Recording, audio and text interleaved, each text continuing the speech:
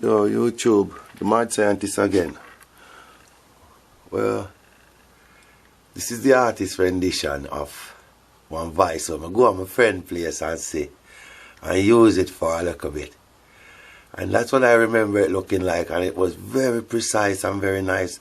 But I figure it was just nice based on how it was anchored to the drill press.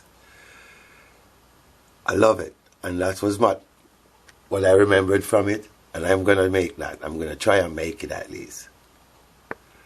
So, follow me along with this journey. We're going to get it going.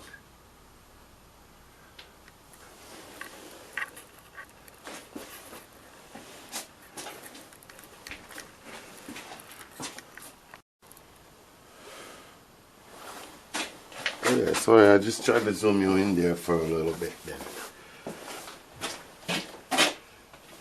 And I did make some little drawings of what I would think it should look like. This is the jaw plates would look like this. Both jaw plates. And the jaws look like this.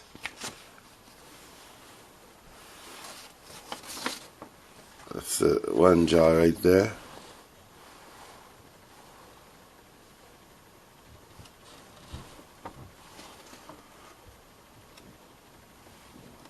Side view.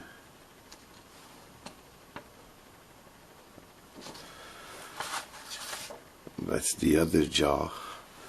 So we're gonna get started because I have stainless steel, 1.5" stainless steel lying around, so that's what I'm using, and it takes a hell of a time to machine stainless steel with an end mill down, you know, because you can't rush stainless steel or you'll be rushing through a few cutters well.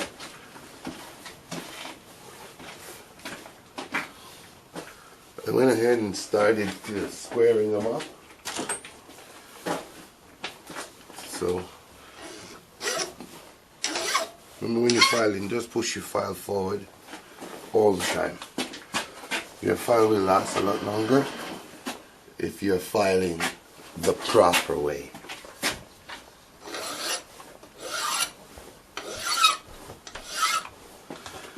And I just file because it's still held into the machine.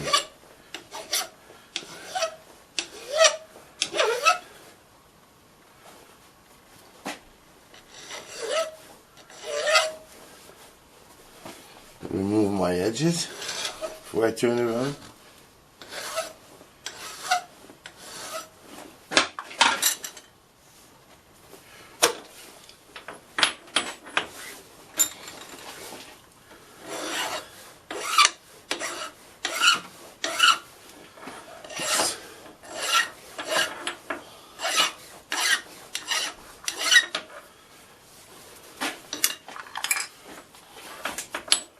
This is nice, pretty stainless here. We're going to take a quick measurement and see where we're at. But based on my sketch, these jaws are 5 inches by 1.5. This solid jaw is a little bit smaller. It could be any between 1 inch to 1 1/8.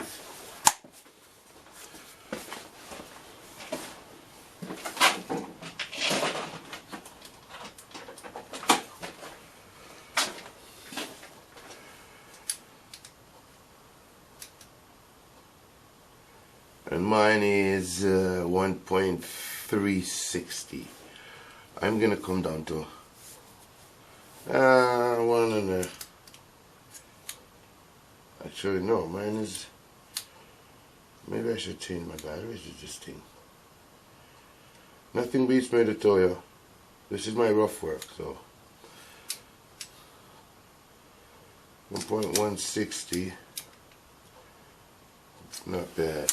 I need 1.125. I like this face. So I'll just take that 35 thousandths away from the other side. And that one dimension will be complete on this block.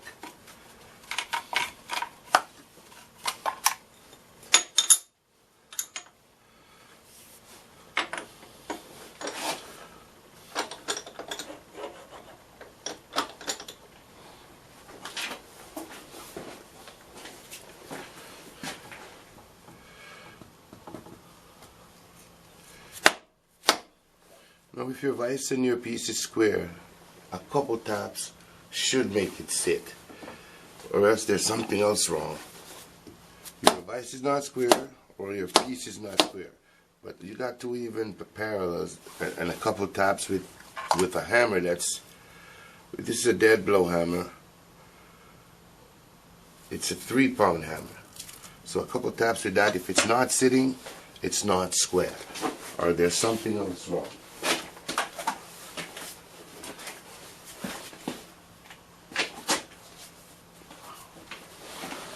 Let's get going. So.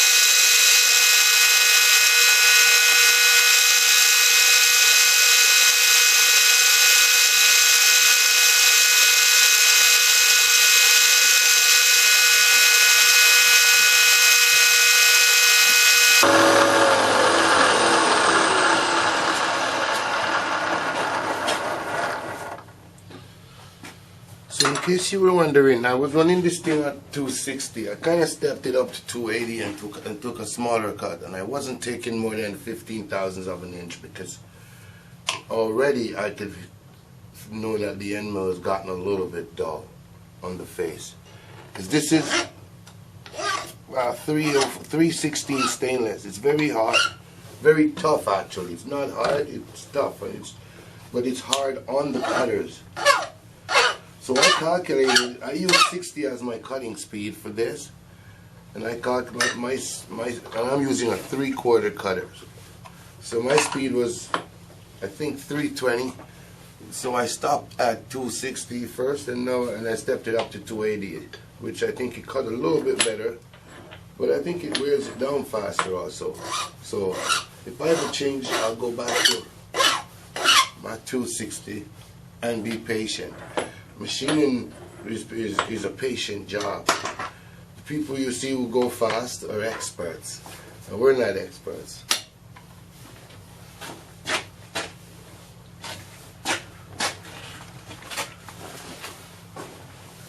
Although someone said tailoring and machining are fine arts and they're done by neat men.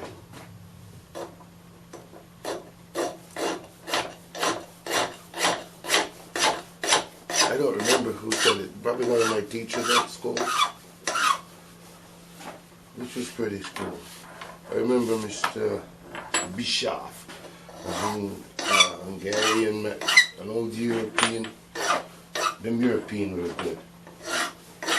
Them older Europeans, oh, they were awesome. Alright, I'm just going to square the other one up, and when I start putting holes, we'll link up. Because it's kind of boring to watch hours of just cutting 10 thousandths off a block when you know exactly what's going to be, what the outcome's going to be. So we won't watch all of that.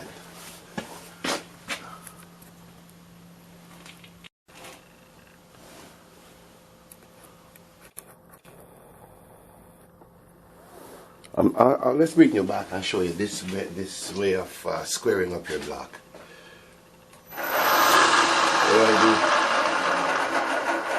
Where I do a side cut outside of the cutter.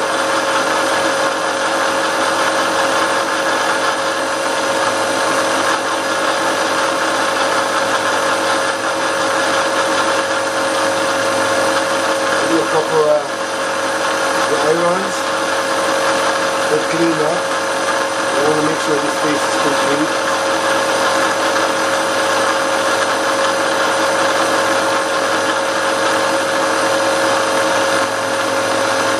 Raise the cutter up.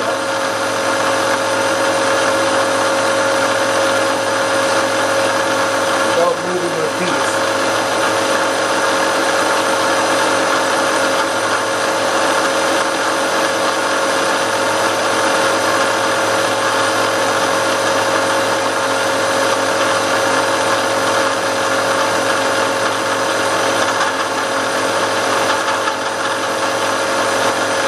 Take it off just to clean it out.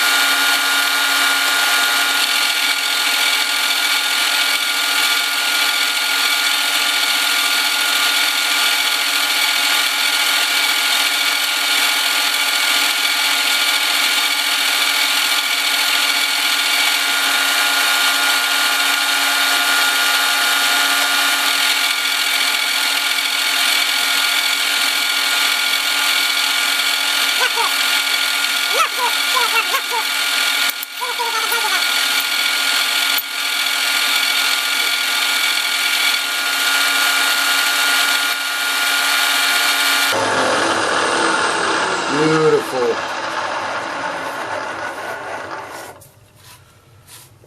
And be careful how you touch stainless chips too. They are usually sharp. Very sharp. Not to mention the ones coming off the lathe. They are even sharper. So trusting that my machine is squared, my head is squared to my table, and my machine's running good, and my vise is square, these two sides should be square. To each other.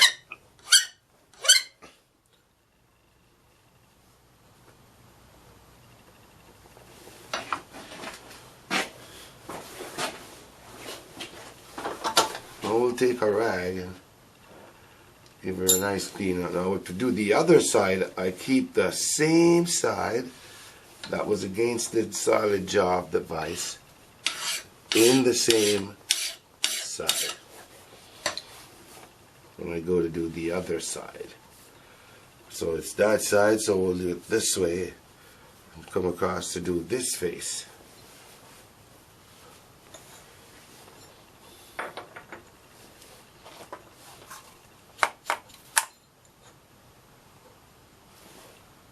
And like I said, if I give it a couple whacks and they don't sit on, something else is wrong. I gotta clean up a little bit. See? There, demo. My one parallel is pushing out at the back. So that tells me clean up a little better or I'm not square. So first option is to clean up the best you can. And there, chips on the end of it. Throw you right off the deep end.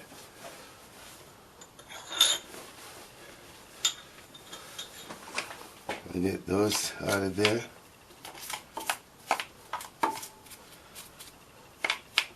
Cutting steel is not like cutting wood or cloth or paper.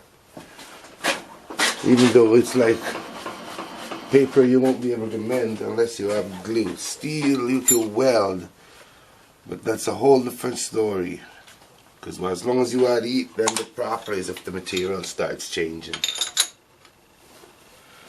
But we'll just keep it on this side of the board, since we know which side stays against the solid jaw.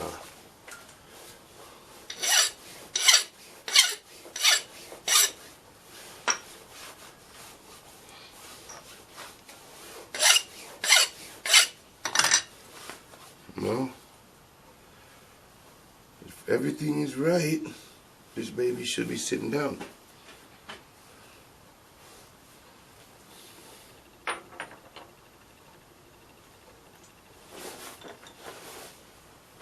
With maybe even one smack of the big rubber mallet. Let's see. That's loose, nothing sits yet. Then that tells me it might be just right. Perfecto. Let's see. Move her back a little bit. Solid, solid, solid, solid, solid.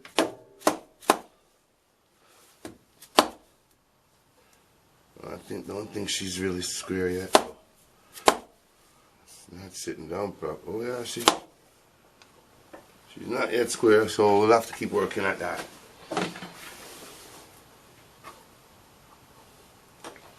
If we know we're clean and we're not sitting down, then we aren't square.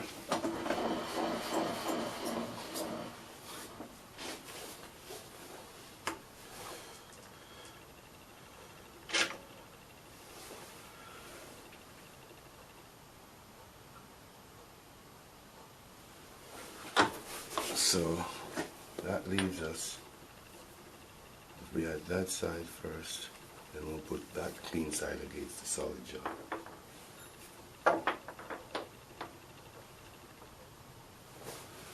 We might just be square there. And if we are. So this goes back to the old way, because this factory made stainless steel was not machined before. So no two sides are square.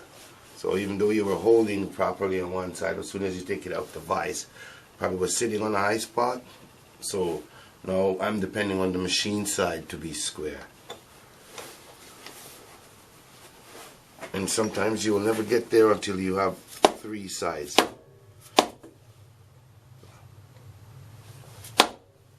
There you go. That parallel on the machine side is sitting. So I just make this end again, get this dimension.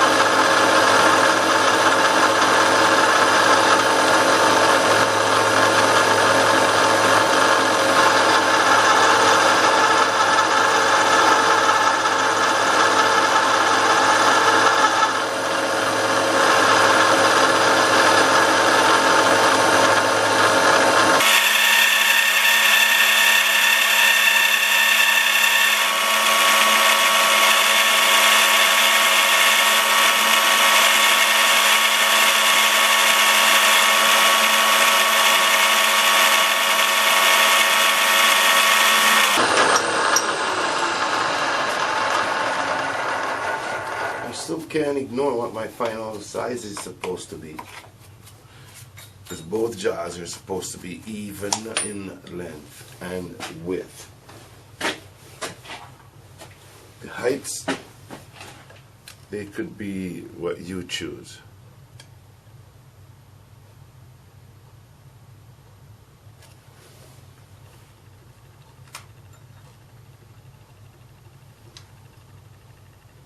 Right off the bat, I'm 4.9, 980. So that stops that at 995. 5 though, that's good. You stop there. As long as the other one's the same. We'll raise the cutter and try to get this side square to that other machine side.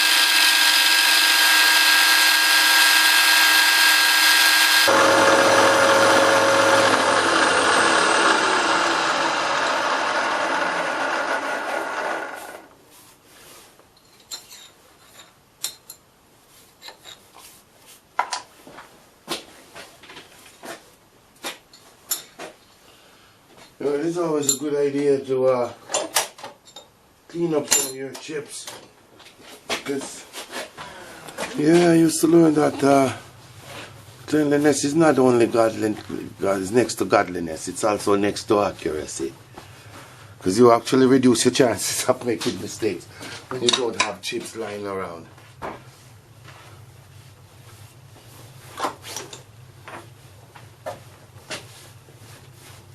Or maybe I should say machine shop cleanliness is next to accuracy.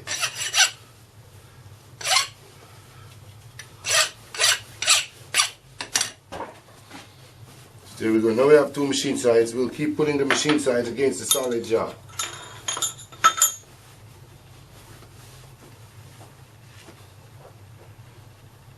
Remove the chips.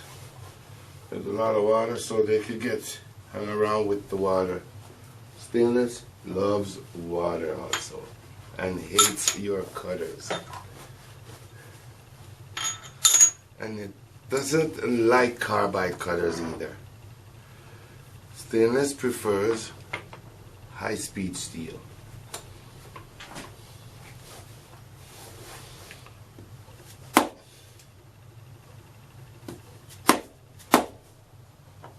She's not even sitting, so that makes me do the other thing. Well, she was that way. Let's see if still keep that side there. See what happens here. Well, that's better. Oh.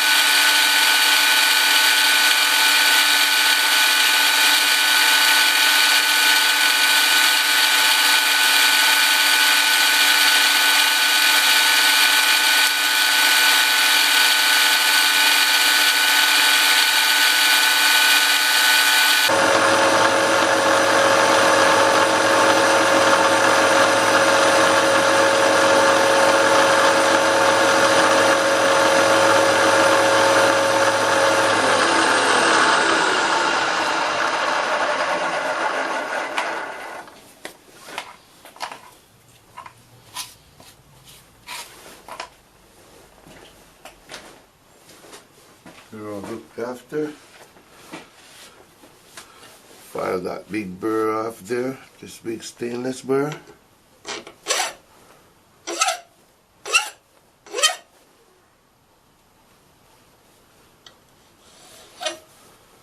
Nice. Let's do this one too.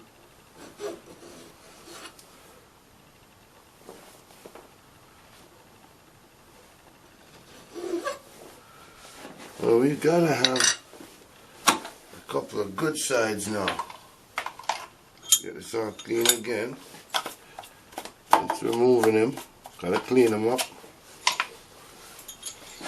If this water and the chips ain't lying around, a few chips have got to hang on. So you gotta be careful. Have to be sure that none of them is sitting there. That's why there's rags in machine shops. Before I started doing this, I used to wonder, why do these guys need rags?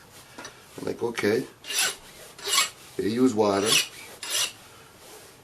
so obviously they need rags to soak up water, and oil, and to wipe, clean their surfaces.